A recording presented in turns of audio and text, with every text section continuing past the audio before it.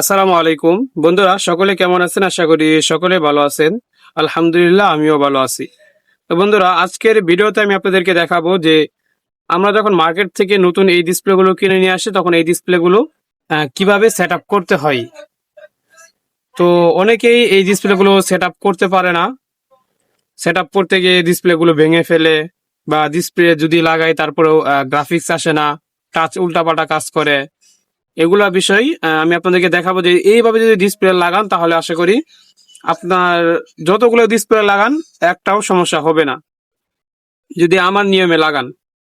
তো এখন আমি আপনাদেরকে দেখাবো যে কিভাবে ডিসপ্লেটা এখানে লাগাবেন।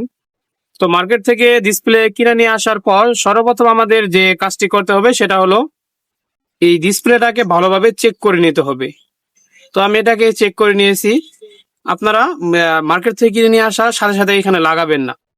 মার্কেট থেকে নিয়ে আসার পর এইখানে এরকম করে প্রথম সর্বপ্রথম কি করবেন, যে এই বডিটা যে রয়েছে এই বডিটাকে সুন্দরভাবে ক্লিন করে নেবেন। তো দেখেন আমি কিন্তু বডিটাকে সুন্দরভাবে ক্লিন করে নিয়েছি।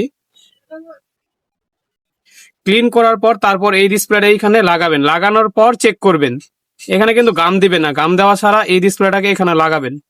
লাগানোর পর সুন্দরভাবে চেক দিবেন যে আপনার টাচ ডিসপ্লে এগুলো ওকে আছে কিনা, টাচ ঠিকঠাক মতো কাজ করতেছে কিনা। যদি কাজ করে তারপর আপনি এইখানে গাম দিবেন।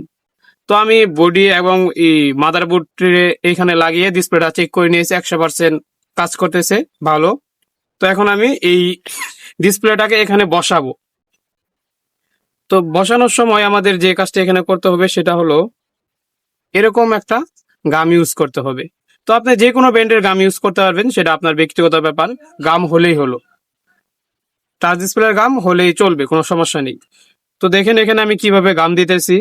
মূলত এই গাম দেওয়া থেকে আমাদের সাবধান হতে হবে, কারণ অনেকেই দেখা যায় এই যে এই দিক দিয়ে গাম বেশি দেয়, বেশি দেওয়ার কারণে কিন্তু সমস্যা হয়। তো দেখেন আপনারা লক্ষ্য করেন আমি কিভাবে গাম দিতেছি। এখানে আমরা একটু গাম দেবো, এখানে একটা মনে হয় লাইট রয়েছে। তো এখান থেকে আবার আমার গাম দেওয়া শুরু করব। আপনারা যদি এইভাবে গাম দেন তাহলে আশা করি কোনো প্রকার সমস্যা হবে না।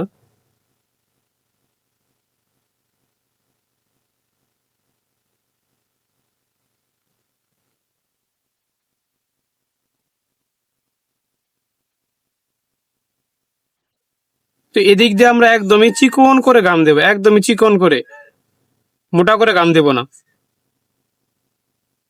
তারপর আমরা এদিক দিয়ে গাম দিব।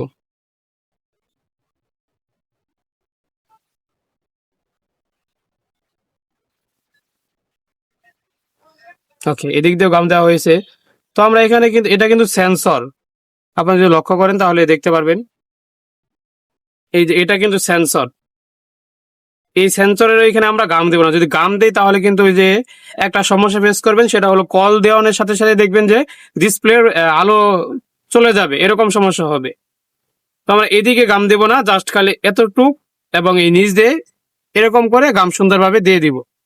তো আমাদের গাম দেওয়া হয়ে গেছে। এখন আমরা ডিসপ্লেটাকে এখানে সেট আপ করবো।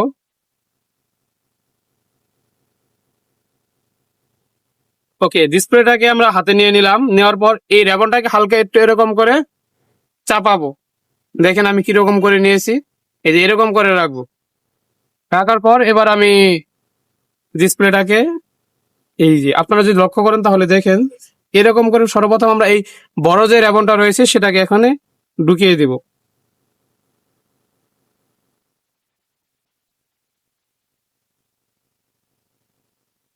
ওকে, ঢোকানোর পর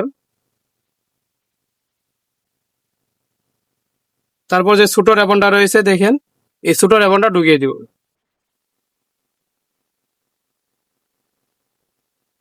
তারপর এই যে এখান থেকে এরকম পিছনের দিকে হালকা একটু ধাক্কা দিব, তারপর এই যে এরকম করে বসিয়ে দিব। তো এরকম করে যদি আপনি ডিসপ্লে লাগান তাহলে আশা করি কোনোভাবেই ডিসপ্লে নষ্ট হবে না। তো আমি অনেকদিন যাবৎ এরকম করে ডিসপ্লে লাগিয়ে আসতেছি, কিন্তু এখনো সমস্যা পাইনি। তবে একটা সমস্যা হয়েছিল আমার কাছে, সেটা হলো যে ডিসপ্লেটা ভেঙে গেছিল। যাই হোক, সেটা আমার একটা ছোট্ট ভুলের কারণে এই সমস্যাটা হয়েছে। তো আশা করি আপনারা যদি এইভাবে ডিসপ্লে লাগান তাহলে কোনো প্রকার সমস্যা হবে না। আর রাবার মারার সময় আপনারা এরকম করে রাবার লাগাবেন। 3টা রাবার নেবেন। যারা নতুন রয়েছেন তাদের ক্ষেত্রে আমি বলতেছি, 3টা রাবার নিয়ে এখানে 2 পেজ করে দিবেন, বেশি দিবেন না, এরকম 2 পেজ। এখানে একটা দিবেন, আপনারা মিডিলে একটা দিবেন, এরকম মিডিলে একটা দিলাম, আর একটা আমরা এই যে নিচ দিয়ে দিব। হ্যাঁ, এতটুকু এনাফ হয়ে যাবে। আর যারা পুরাতন রয়েছেন তারা চাইলে এই লম্বা বাই রাবার দিতে পারেন। আর যারা নতুন রয়েছেন তারা অবশ্যই এইভাবে ডিসপ্লে লাগাবেন এবং রাবারটাও এইভাবে মারবেন। তো কারা কিভাবে মারে সেটা আমাদের দেখার বিষয় নেই। আপনার কাছে সহজ যে কাজটা মনে হবে আপনি সেইভাবেই কাজ করেন। তো আপনি এইভাবে যদি রাবার লাগান তাহলে আশা করি সমস্যা হবে না, 100% তো যাই হোক, আমি আপনাদের কাজকে দেখালাম যে ডিসপ্লেটা কিভাবে ফিটিং করতে হয় বডির উপরে, মিডিল ফ্রেমের উপরে। তো আজকে এই পর্যন্তই, দেখা হবে আপনাদের সাথে নেক্সট কোনো ভিডিওতে। সেই পর্যন্ত সকলে ভালো থাকুন, সুস্থ থাকুন। আসসালামু আলাইকুম রহমতুল্লাহি ওয়া বারাকাতুহু।